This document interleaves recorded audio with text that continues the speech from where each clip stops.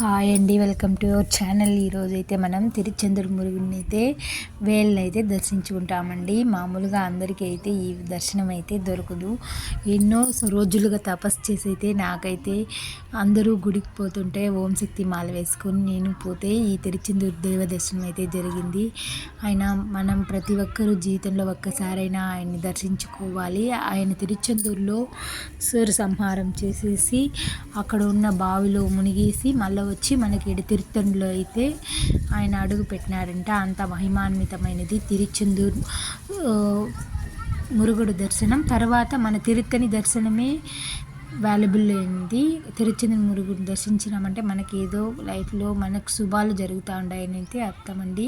మనకు మంచి జరిగిపోతుంది అన్నప్పుడు మనం తిరుచెందూరు మురుగుని అయితే దర్శనం అయితే మనకు కలుగుతుంది. ఆయన దర్శనం అయితే అంత ఆశామాషగా అందరికీ అయితే దొరకదు. అటువంటి దర్శనాన్ని అయితే ఆ భగవంతుడు నాకు ఇచ్చినందుకు చాలా థ్యాంక్స్ అండి, కృతజ్ఞతలు ఉన్నాయి.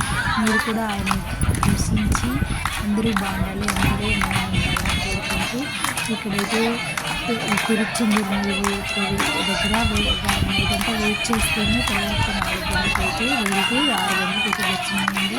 పగులు అయితే 6 hours 7 hours దర్శనానికి అయితే సరిపోతుంది. అంత రష్గా ఉంటారు. అసలు దర్శన భాగ్యాన్ని పెద్ద దర్శించినందుకు ఈ తిరుచెందూరు చుట్టుపక్కల సముద్రం కానీ పక్కనే అయితే బీచ్ అయితే ఉంటుంది. సముద్రంలో ముగిసి ఆయన దర్శించుకుంటూ ఉంటారు. అక్కడ ఉన్న బావిలో అయితే మునిగితే ఆ మురుగుడే ఆ బావిలో అయితే దిగి స్నానం చేసిన విధంగా అయితే మళ్ళీ తర్వాత మనం తిరుపతి మురుగుడికి ఇక్కడ వచ్చి అడుగు చరిత్ర అయితే ఉంటుంది.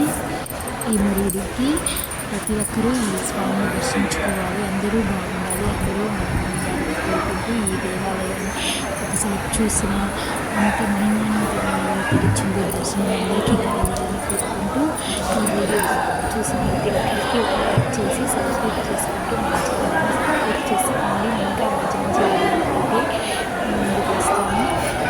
తిరుచెందూరు ఆ వేలు దర్శనం అందరూ చూడాలంటే వీడియో చేస్తున్నాను. ఇక్కడ అందరూ కలుగుతుంది, అందరూ దర్శించుకున్నారు,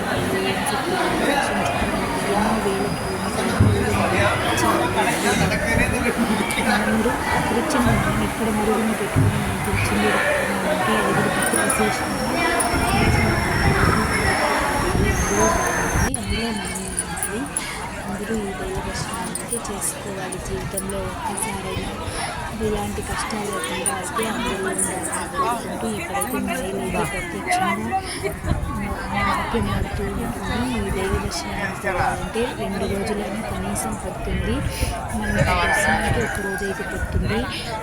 ఆయన దర్శనం కోసం కొన్ని వేల మంది బయట పడిగాడుతూ వస్తుంటారు.